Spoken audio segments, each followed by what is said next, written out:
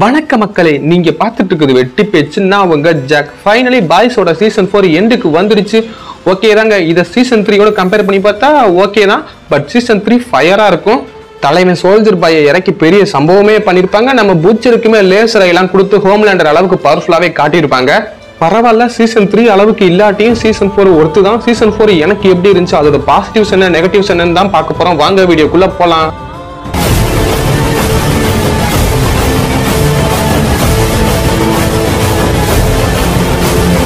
First பாசிட்டிவ்னா அது character development தான். இந்த சீசன் 4ல சம்பவத்தை ரொம்பவே கம்மி பண்ணிட்டு மீதி ஒவ்வொரு கேரக்டர்ஸுக்கும் இருக்க அந்த ஆர்க்கை நல்லாவே டெவலப் பண்ணிட்டு இருந்தாங்க. என்னதான் 7க்குள்ள Sister Sage, Firecracker, Black ஞாயிறை ரீப்ளேஸ் பண்ற கேரக்டர்னு நியூ மெம்பர்ஸ் ஜாயின் பண்ணாலும் அவங்க எல்லாருமே நம்ம ஹோம்லேண்டருக்கு பயந்துகிட்டு அவர் சொல்றதுக்கெல்லாம் ஜால்ரா அடிக்கிற அடிமையா தான் இருந்தாங்க. ஒரு சீன்ல எல்லாம் ஹோம்லேண்டருக்கு பயந்துகிட்டு டீப் ஒரு கன்றாவியான விஷயத்த பண்ண போயிருப்பா. அதெல்லாம் பார்க்கும்போது உயிருக்காக என்ன வேணா பண்ணுவியாடா, கேவலமானவன்ற மாதிரி தான் இருந்துச்சு. ஹோம்லேண்டருக்குமே இப்படிப்பட்ட எந்த ஒரு கேரக்டர்ஸுமே பிடிக்கல. அவருக்கு அன்புக்காக ரொம்பவே ஏங்க ஆரம்பிச்சுட்டாரு. அவரோட பையன் ரயனுமே அவர் சொல்றதை கேட்க மாட்டான்.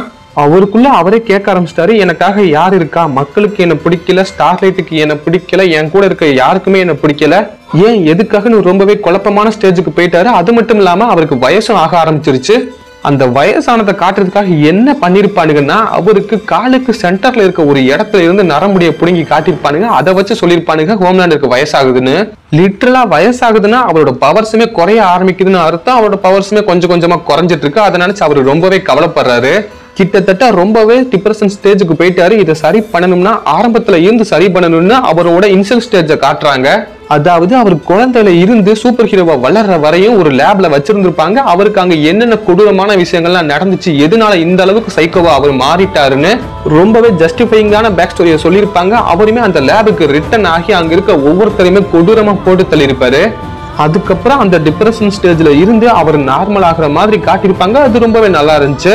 புச்சர் பர்சனலா எனக்கு இந்த சீசன்ல புச்சரை டம்மி பண்ணிட்டாங்களோன்னு தோணுச்சு. ஆனா ஃபைனலா ஒரு சம்பவத்தை பண்ணி அதை உடைச்சு காட்டிட்டாங்க. சீசன் 3ல புச்சர் டெம்பரவரி வீக் காம்பவுண்ட அளவுக்கு அதிகமா யூஸ் பண்ணி அதனால ஒரு சைடு எஃபெக்ட் ஏற்பட்டு அவருக்கு கிட்டத்தட்ட கேன்சரே வந்திருக்கும். அப்பப்போ அவரோட உடம்புல ஒரு புழு மாதிரி ஒரு ஜந்துமே ஓடிட்டு இருக்கும். அதுல இருந்து புச்சர் சீக்கிரம் சாக்க போறாருன்னு சொல்லியிருப்பாங்க. அவருமே சாகிறதுக்குள்ள எப்படியாவது ரயனை காப்பாத்திட்டு ஹோம்லேண்டரை போட்டு தள்ளுறதுக்காக ஒரு வைரஸை கண்டுபிடிக்கணும்னு அதுக்காக ரொம்பவே பாடுபட்டு இருப்பாரு. இதுக்கிடையில அவரோட பர்சனாலிட்டி நல்லது கெட்டதுன்னு பெக்கா, ஜோக்கஸ்ல இருந்து 2 கேரக்டர்ஸை உருவாக்கி அதோட வாக்குவாதம் பண்ணிட்டு இருக்கோம். பெக்கா புச்சரோட குட் பர்சனாலிட்டியா எது நல்லதோ அதை மட்டும் சொல்லிட்டு இருக்கோம், ரயனை காப்பாத்து, பாஸ் டீமை காப்பாத்துன்னு. அப்படியே இங்கிட்டு பார்த்தா அவரோட இன்னொரு பர்சனாலிட்டி ஜோக்கஸ்லர் எல்லாத்தையும் கொல்லு, ரயனை கொல்லு, நம்ம பாஸ் டீம்ல இருக்க சூப்பையே கொல்லு, உனக்கு என்ன இந்த உலகத்துல இருக்க எல்லா சூப்பையும் கொல்லணும், அவ்வளவுதானே, அதுக்கு நான் பவர் கொடுக்குறேன், நான் சொல்றதை கேளுன்னு ரொம்பவே பிரெயின் வாஷ் பண்ணிட்டு இருப்பாரு. இப்படி குரூசியலா போய்கிட்டு இருக்க புச்சரோட கடைசி ஸ்டேஜ்ல அவர் டெத் பெட்டுக்கே போயிருவாரு. அந்த டயத்துலயும் ரயனை காப்பாத்தணுங்கிறதுக்காக ரயனை வர சொல்லி அவன்கிட்ட பேச்சுவார்த்தை நடத்திட்டு இருப்பாரு. விட்டிருந்தா புச்சரை ரயனை பிரெயின் வாஷ் பண்ணி இந்த பக்கம் இழுத்திருப்பாரு. ஆனா கிரேஸ் என்ன பண்ணாங்கன்னா அவனுக்கு டைமே கொடுக்காம நம்ம ரயனை கட்டாயப்படுத்திட்டு இருந்தாங்க.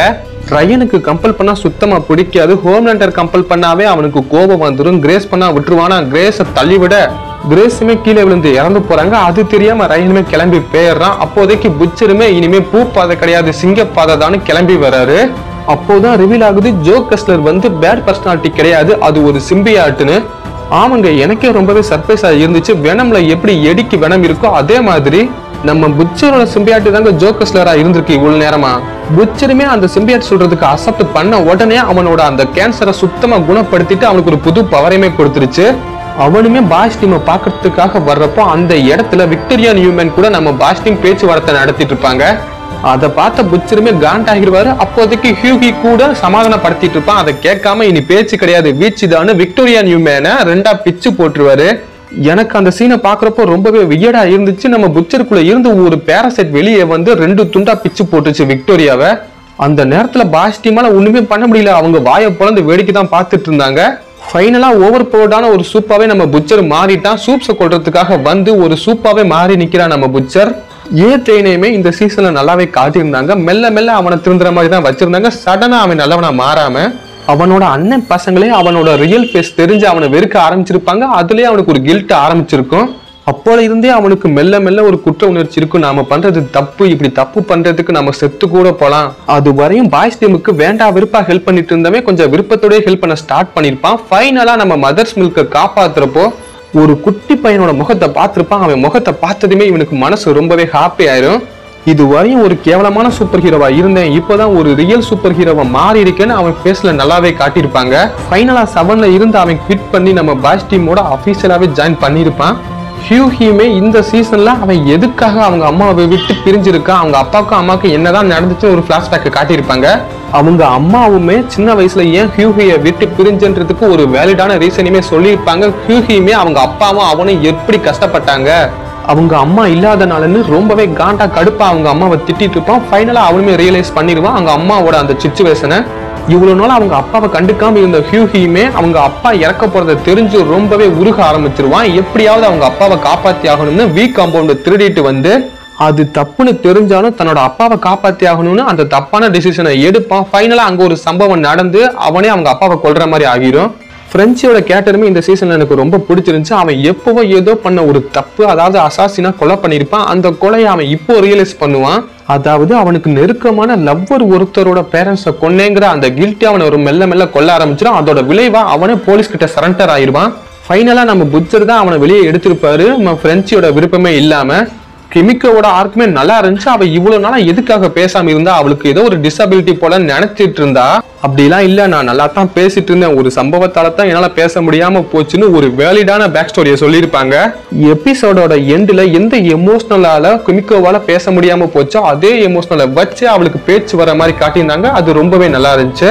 சீசனோட ஆரம்பத்திலேயே சேஜ்னு ஒரு கேரக்டரை இன்ட்ரோடியூஸ் பண்ணிருப்பாங்க. அந்த கேரக்டரை வாட்ல சேர்க்கிறதே நம்ம ஹோம்லேண்டர் தான். அவரே டைரக்டா போய் அவளை கூட்டிட்டு வந்திருப்பாரு. என்ன அந்த அளவுக்கு அவ பவர்ஃபுல்லா நம்ம ஹோம்லேண்டரே போய் கூட்டிட்டு வராரு, அந்த அளவுக்கு ஒரு மாஸ்டர் மைண்டா இருப்பாளான்னு நம்ம யோசிச்சுட்டு இருந்தா அவ தாங்க இந்த சீசன் முழுக்கவே பெரிய சம்பவத்தை பண்ணி வச்சுட்டு போயிட்டா. கடைசியில அந்த சர்ப்ரைஸ் நம்மளுக்கு ரிவீல் ஆகுறப்போ எப்பா சாமின்ற மாதிரி தான் இருந்துச்சு. இதுல என்ன காமெடினா பிளாக் நாயரும் டீப்பையும் அவ யூஸ் பண்ணிட்டு யூஸ் அண்ட் த்ரோ மாதிரி குப்பை மாதிரி தூக்கி போட்டிருப்பா. பாக்குறப்ப செம்ம காமெடியா இருந்துச்சு. அதெல்லாம் இவ்வளவு பெரிய சம்பவத்தை பண்ணிட்டு இது எதுக்காக பண்ணு ஹோம்லேண்டர் கேட்பாரு. என்னால முடியும் அதனால பண்ணு சிம்பிளா சொல்லுவா. அதை கேட்கும் போது யாரு சாமி நீன்ற மாதிரி தோணுச்சு. அதுவும் இது வெறும் பேஸ் ஒண்ணுதானா, பேஸ்ட் வேற இருக்கான். சீசன் 5ல வேற லெவல் சம்பவத்தை இவ பண்ண போறா போல. இவங்களை தவிர வேற எந்த ஒரு கேரக்டர்ஸுக்குமே கேரக்டர் டெவலப்மெண்ட் நல்லா கொடுத்த மாதிரி எனக்கு தெரியல. அடுத்த பாசிட்டிவ் சம்பவங்கள் தான். மற்ற சீசன்ஸை விட இந்த சீசன்ல சம்பவங்கள் ரொம்பவே கம்மி, ஆனா ஒர்த்து தான். ஃபர்ஸ்ட் 3 எபிசோடு எனக்கு வெறும் ஃபில்லரா தான் தோணுச்சு. 4வது எபிசோட்ல தான் ஒரு சம்பவத்தை பண்ணாரு ஹோம்லேண்டர், பங்கமா இருந்துச்சு. அவர் சின்ன வயசுல இருந்து பிறந்து வளர்ந்த அந்த லேபுக்கு ரிட்டர்ன் ஆகி அங்க இருக்க ஒவ்வொருத்தரையும் கொடூரமா புரூட்டலா போடுத்தல் இருப்பாரு. சும்மாலாம் போடுத்தல் இருக்க மாட்டாரு. என்ன எப்படி நீ டார்ச்சர் பண்ண அதே மாதிரி உன்னை டார்ச்சர் பண்ணுவேன்னு ஒவ்வொருத்தனையும் அமர உட்கார வச்சு டார்ச்சர் பண்ணி போடுத்தல் இருப்பாரு. ஃபைனலா அங்க இருக்க எல்லாத்தோட சொல்லையும் முடிச்சுட்டு லிப்டுக்குள்ள வர்றப்போ ரத்த கலரியா இருப்பாரு. அப்போதைக்கு அவரோட ஃபேஸ் எக்ஸ்பிரஷனை பாக்குறப்போ பங்கமா இருந்துச்சு. அடுத்த சம்பவம்னா ஃபார்ம்ல நடந்த அந்த சம்பவம் தான். இந்த ஆடு கோழி மாடுக்கெல்லாம் வீக் காம்பவுண்ட கொடுத்து அதையுமே சூப்பர் சூப்ஸா மாத்தி வச்சிருப்பாங்க. நல்லா இருந்துச்சுங்க அந்த சம்பவம், நல்லா இருந்துச்சு. பட் அது கொஞ்சம் ரொம்பவே ஷார்ட்டா எனக்கு ஃபீல் ஆச்சு. சட்டு புட்டுன்னு அதை முடிச்சுட்டாங்க. அது கொஞ்சம் நல்லாவே டெவலப் பண்ணிருக்கலாம்.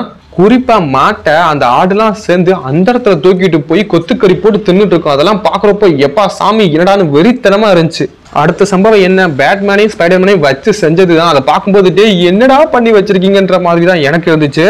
பேட்மேன்லாம் எப்படிப்பட்ட ஆளு, டிசியோட கடவுள் சூப்பர்மேனையும் அசால்ட்டா டிஃபீட் பண்ணி இழுத்துட்டு போயிட்டு இருப்பாரு, லிட்டரலா கொண்டிருப்பாரு. உங்களுக்கு அவர் மேல என்னடா வன்மம், அவரை டெக்னைட்னு இதுல ரிப்பா பண்ணி அவரோட கேரக்டரை ரொம்பவே கேடுகட்ட கேரக்டரா உருவாக்கி அவனோட ஆளை வச்சு அவனை போடணும்னு ஆல்ஃபிரட்டை வச்சு அவனை போட்டு சொல்லியிருப்பாங்க. அதெல்லாம் பார்க்கும்போது என்னடா பண்ணி வச்சிருக்கீங்கன்ற மாதிரி தான் எனக்கு இருந்துச்சு. அதோட நிப்பாட்டினாங்க நம்ம ஸ்பைடர்மேனையும் உடலையே ஃப்ரெண்ட்லி நெய்பர்ஹுட் ஸ்பைடர்மேனையும் வச்சு செய்வேன்னு அவனையும் வச்சு செஞ்சிருந்தாங்க. அதுவும் சும்மாலா இல்லைங்க, ஸ்பைடர்மேனுக்கு ஆர்கானிக் வெப் வரும்ல, அது எந்த இடம் தெரியுமா, அது ஒரு இடத்த காட்டியிருந்தாங்க. அதெல்லாம் கன்றாவிடா. இதுல ஸ்பைடர்மேனோட பேரு வெப்யூரா. அவரை எப்படி வச்சு செய்யணுமோ அந்த அளவுக்கு வச்சு செஞ்சுட்டாங்க. இனிமேலாம் ஸ்பைடர்மேன் பாக்குறப்போ அந்த வெப் எங்க இருந்து வரும் தானா தோணும். ஏன்டா இப்படி பண்றீங்க. அடுத்த தரமான சம்பவம்னா நம்ம புட்சர் கம்பேக் கொடுத்தது தாங்க. டாடிஸ் ஹோம்னு தரமான ஒரு என்ட்ரி. நானும் சீசன் 4ஓட எண்ட்ல எப்படியும் புட்சரை போட்டு தள்ளிடுவீங்க, இனிமேல யாரா இருக்கா யாரை வச்சுடா நான் பாக்குறதுன்னு ஒரு ஹோப் இல்லாம இருந்தேன். ஆனா ஃபைனலா ஒரு என்ட்ரி கொடுத்தாங்க பாரு. நம்ம புட்சருக்கு ஒரு பேரசைட்டை கொடுத்து அவனை ஒரு ஓவர் பவுடா மாத்தி விக்டோரியா நியூமேனை 2ஆ பிச்சு எரிஞ்சுட்டா. அப்படி இந்த ஒரு சீனே போதுங்க, சீசன் 5 வெறித்தனமா இருக்க போகுதுன்னு நல்லாவே காட்டிட்டாங்க. அடுத்த சம்பவம் ஃபைனல் சம்பவம், நம்ம சோல்ஜர் பாய் ரிட்டர்ன் ஆகுறாருங்க, பங்கமா இருக்க போகுது. எனக்குலாம் சீசன் 4 பாக்குறப்ப ரொம்பவே காண்டா இருந்துச்சு. ஏன்டா சோல்ஜர் பைய போய் இப்படி வேஸ்ட் பண்ணிட்டீங்களா, ஏன்டா இப்படி பண்றீங்க, அவனை ரிட்டர்ன் கொண்டு வந்தாவது பரவாயில்லன்னு தோணுச்சு. செஞ்சுட்டா போச்சுன்னா அதையும் பண்ணிட்டாங்க. வேற லெவலுங்க, வேற லெவல்ல இருக்க போகுது சீசன் 5. என்ன சோல்ஜர் பாய் எழுந்ததும் அவரோட பையன் ஹோம்லேண்டர் சைடு நிக்க போறாரா, இல்ல ஹோம்லேண்டருக்கு ஆப்போசிட்டா ஹோம்லேண்டரை போட்டு தள்ள போறாரான்னு தான் தெரியல. அவ்வளவுதாங்க பாசிட்டிவ்ஸ். இப்போ நெகட்டிவ் சைடு பாத்திரலாம். இந்த எல்ஜிபிடிக்கு தொல்லை தாங்க முடியலங்க. எங்க பார்த்தாலும் இதுதான் வந்து தொலைது, இந்த கருமம் தான் வருது. பாய்ஸ்ல ஃப்ரெண்ட்ஸிய நல்லா தான் காட்டிட்டு இருந்தாங்க. கிமிக்கோ கூட ஒரு நல்ல ரிலேஷன்ஷிப்ல தான் அவனும் இருந்தான். ஆனா திடீர்னு என்ன ஆச்சுன்னு தெரியல, சீசன் 4ல அவனோட கேரக்டரை கெடுத்துட்டாங்க. ஒன்ஸ் அப்பான டைம் நம்ம ஃப்ரெண்ட்ஸையுமே கே தான், அப்ப மட்டும் இல்ல இப்பவுமே அவன் கே தான் அப்படின்ற மாதிரி காட்டிட்டாங்க. பார்க்கும்போது டே என்ன கருமோண்டான்ற மாதிரி தான் இருந்துச்சு. கேனா கேன்னு காட்டு, கிமிக்கோ கூட இருக்க மாதிரி காட்டுற, அங்கேயும் இருக்க மாதிரி காட்டுற, என்னதான் சொல்ல வரன்னு சரியா தெரியல. அந்த ஒரு எல்ஜிபிடிக்கும் தேவையே கிடையாது இந்த இடத்துல. அவங்க வைக்கணும்னு வச்சு திணிச்ச மாதிரி தான் இருந்துச்சு. தேவையில்லாத ஆடிதான் என்ன கேட்டா.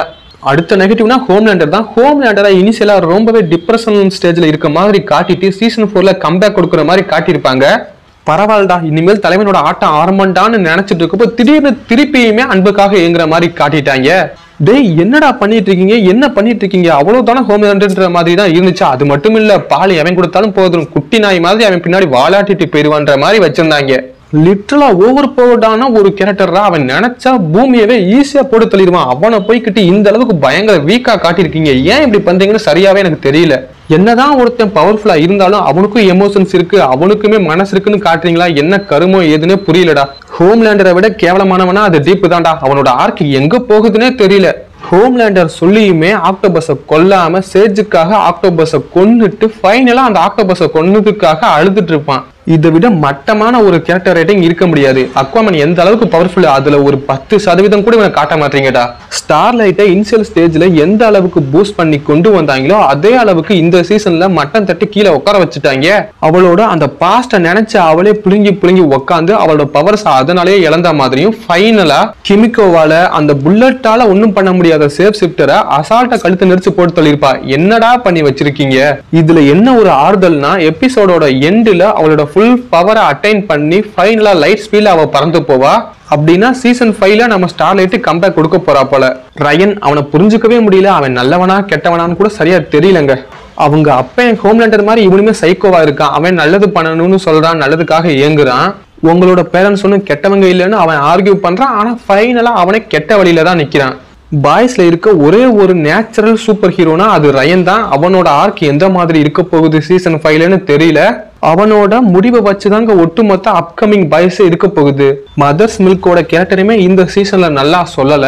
நம்ம புச்சருக்கு அடுத்து இவன் பாய்ஸ் டீமை லீட் பண்ணாலுமே புச்சர் இல்லாம நீ வேஸ்ட் தாண்டான்ற மாதிரி தான் இவனை காட்டியிருந்தாங்க.